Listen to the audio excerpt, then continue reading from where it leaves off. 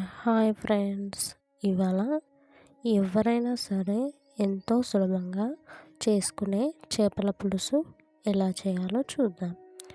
ముందుగా 1 కేజీ చేపలకి 1 స్పూన్ కారము, 1 స్పూన్ ఉప్పు వేసి బాగా కలుపుకొని కొద్దిసేపు పక్కన పెట్టుకోవాలి.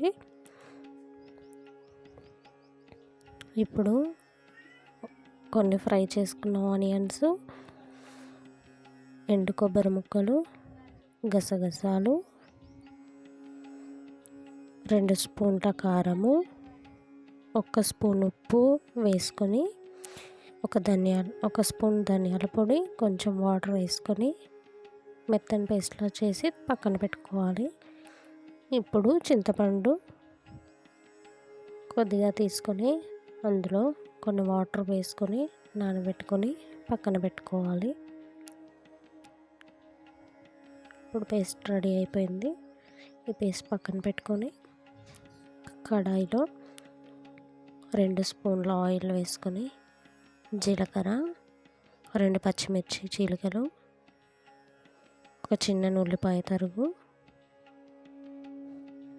కొద్దిగా కరివేపాకు, 1 స్పూన్ జింజర్ గార్లిక్ పేస్ట్ వేసుకొని కొంచెం పసుపు వేసుకొని కొద్దిసేపు ఫ్రై చేసుకున్నాక ముందుగా మనం రెడీ చేసి పెట్టుకున్న ఈ పేస్ట్ను ఇందులో వేసి ఒక 2 నిమిషాలు మంచిగా ఫ్రై చేసుకొని తర్వాత ఇందులో ముందుగా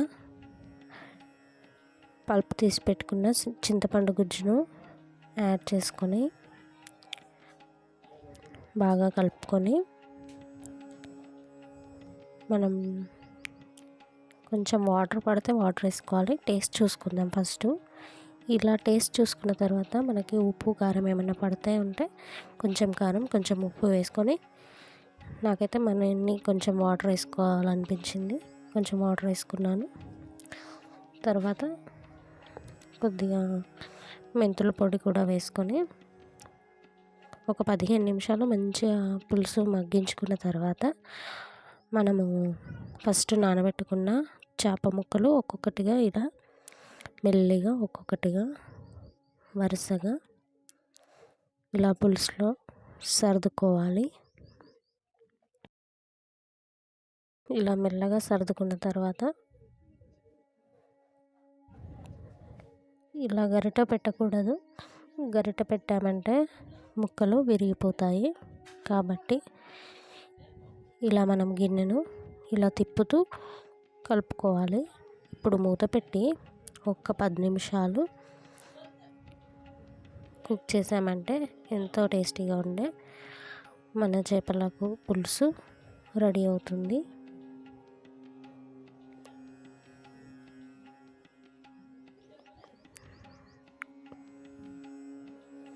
ఇప్పుడు లాస్ట్లో కొంచెం కొత్తిమీర వేసుకొని గార్నిష్ చేసుకుంటే సరిపోతుంది.